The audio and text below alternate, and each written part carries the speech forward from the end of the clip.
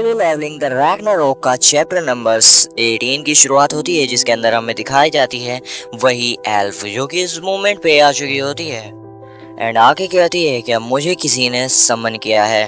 लगता है काम उन डीमंस का है, मेरे लिए तो ये दूसरी जिंदगी होने वाली है। लेकिन जैसे ही वो सामने देखती है कि सामने शैडो सोल्जर लड़ रहा है, मतलब कि हमारा ब्रोकी, तो फिर वो देख के कहती है कि आखिर यहाँ पे शैडो सोल्जर्स क्यों हैं। सूहू जो कि लगातार उस छोटे वाले और बीच वाले से लड़े जा रहा होता है एंड उसको इस मोमेंट पे थोड़ी मुश्किल भी हो रही होती। जहाँ वो एक को मारने जा रहा था, वहाँ दूसरा उसके ऊपर हमला कर रहा था, जिसकी वजह से वो एक भी डीमन को हाथों हाथ नॉकआउट नहीं करना पा रहा था। एंड इस मोमेंट पर हमारा सूहू जो कि सोच रहा होता है कि ये जो डीमंस है अपने कंबाइन अटैक की वजह से बहुत ही ज़्यादा ताकतवर हो रहे हैं, जिसकी वजह से इसे उन्हें बहुत ही जल्दी हराना होगा, क्योंकि उसका माना धीरे धीरे कंज्यूम हो रहा है। ऑफ कोर्स क्योंकि उसने ग्रे के साथ अपना पजेशन किया था एंड जिसकी वजह से हर सेकंड में उसका एक माना ख़त्म हो रहा है, जो कि बहुत ही ज़्यादा अमाउंट है। एंड वैसे तो ब्रोकी इन तीनों से ही ताकतवर है, लेकिन क्योंकि हमने शैडो पोजेशन का यूज करके उसकी शैडो निकाली थी, तो फिर वो थोड़ा कमजोर हो गया है, जिसकी वजह से वो सिर्फ एक ही से डील कर सकता है। एंड हमारा सूहू जिसे दो बंदों से डील करनी पड़ रही है। एंड सूहू जो कि इस मूव में रहा होता है कि यहाँ पे कोई तरीका है जिसकी वजह से मैं इन दोनों को एक दूसरे से अलग कर पाऊँ और एक एक करके पीट पाऊँ। एंड उसी मोमेंट पे वो एल्फ भी हमारे सूहू के सामने आ जाती है और कहती है, मेरे सवाल का जवाब दो, सर संजन वू कहाँ पर है। और ये कोई और एल्फ नहीं, वही संजन वू की एल्फ होती है, जिसको संजन वू ने बचाया होता है बहुत ज्यादा लॉन्ग टाइम से। सूहू जो कि सोच रहा होता है एक फीमेल नाइट, आखिर ये आई कहाँ से और ये मेरे फादर के बारे में क्यों पूछ रही है। एंड इसको देख के हमारा बेरू कहता है, ए आखिर तुम यहाँ पे क्यों हो। और तभी वो लड़की कहती है, ये वॉइस, ओह बेरू तुम भी यहाँ पर हो, ऐसा मत कहना कि। एंड तुम्हारी बॉडी के साथ क्या हुआ है, आखिर तुम्हारी बॉडी कहाँ चली गई है। संजन वो सर कहाँ है, और वो बंदा तुम्हारे पीछे जो खड़ा हुआ है वो कौन है, जो कि शैडो मोनार्ची अथॉरिटी को यूज कर रहा है। एंड तभी हमारा बेरू कहता है, ये थोड़ी सी लंबी कहानी है। एंड इस मोमेंट पे डीमंस बात कर रहे होते हैं, हमने सैक्रिफाइजल का यूज किया और हमने इस डीमन को समन किया है, लेकिन अनफॉर्चुनेटली ये डीमन सामने वाले को जानता है, तो इसका मतलब ये हमारे लिए थोड़ी परेशानी वाली बात हो सकती है। एंड यहाँ पे वो लड़की कहती है, मुझे नहीं लगा था कि मैं तुमसे यहाँ पे मिलूंगी बेरू, शुक्र है अब मैं बच गई और मैं चैन की सांस भी ले सकती हूँ। एंड तभी बेरू कहता है, अपनी बातें थोड़ी बात के लिए बचा के रखो कि हम बाद में मेल जुलाव कर लेंगे, लेकिन फिलहाल के लिए जो सामने गधे खड़े हुए हैं इनकी ऐश तैसी करो और इनको हरा दो। एंड तभी वो लड़की कहती है, क्या।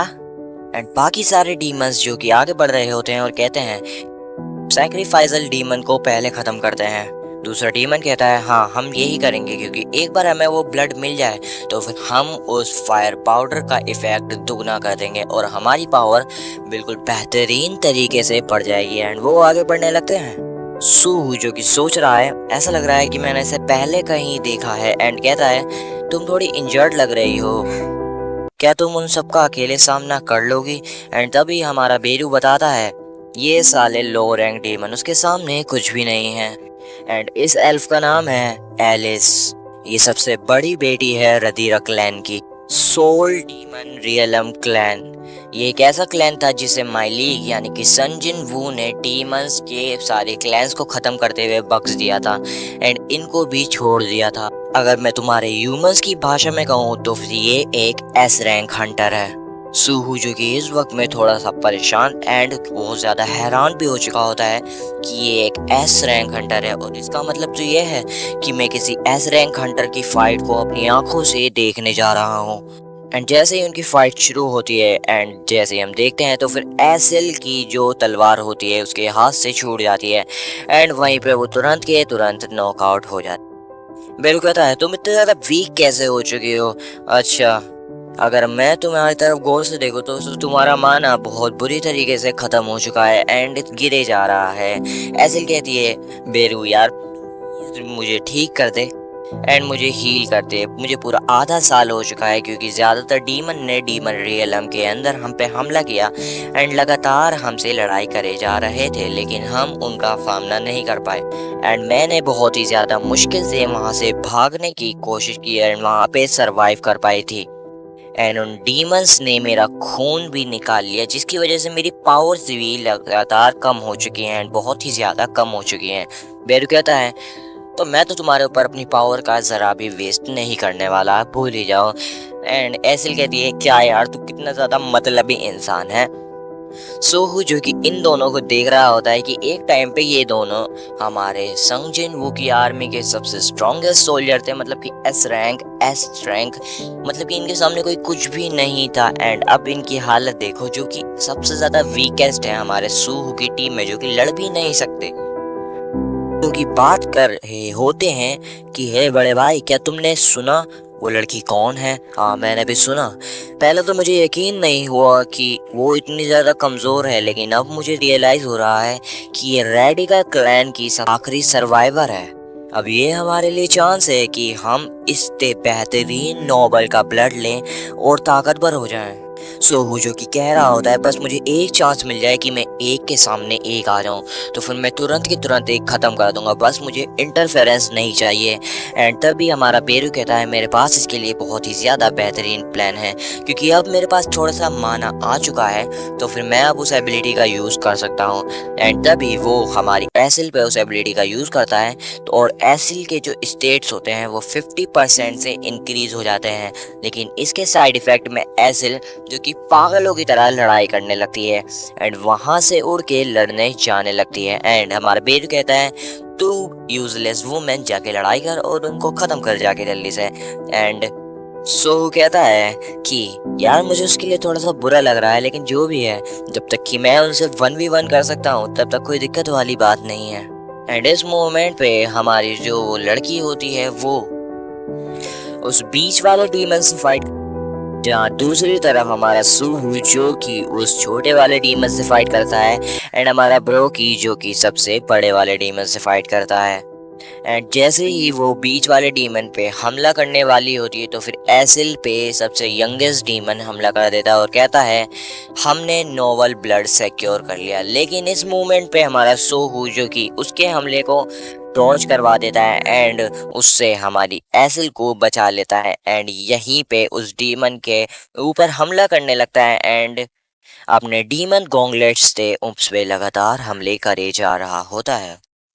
एंड जहाँ पे वो बीच वाला डीमन अपने मैजिक का यूज़ करने जा ही रहा होता है, तो हमें दिखाया जाता है कि पीछे से हमारा सोहू जो कि उस डीमन को डॉज कर लेता है एंड वो जो तलवार वाला यंगेस्ट डीमन होता है उसको बीच में से काट देता है। एंड इस मोमेंट पे एक डीमन नॉकआउट हो चुका होता है एंड हमारा सूहू जिसकी रैंक भी अप हो चुकी होती है एंड उसका माना भी रिकवर हो चुका होता है एंड उसके गॉन्गलेट का लेवल भी 31% तक इंक्रीज हो चुका होता है।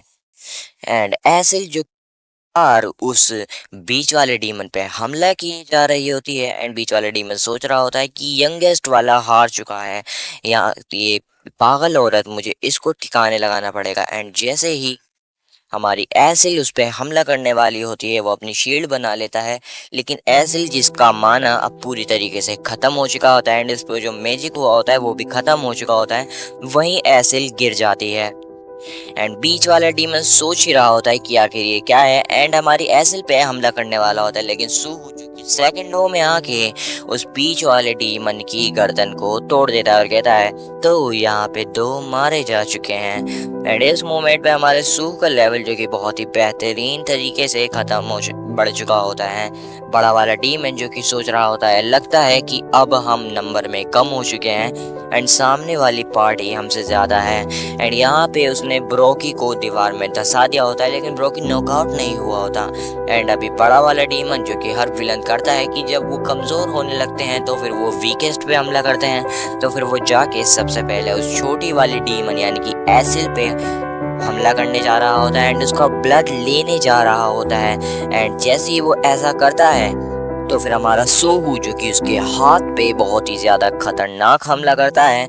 एंड अभी इस मोमेंट पे कि वो बड़ा डीमन सोच ही रहा होता है कि बस मुझे एक बार उसका ब्लड पीना है और मैं स्ट्रॉन्गर हो जाऊंगा और इनको तो यूं ही हरा दूंगा, लेकिन सूहू जो कि उसके हाथ को वहीं कुचल देता है।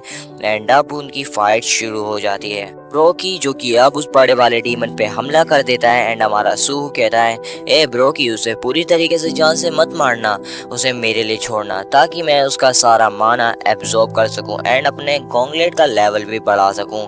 ब्रोकी जो कि उसके ऊपर पंच कर देता है एंड इस मूवमेंट पे उसको काटने वाला होता है।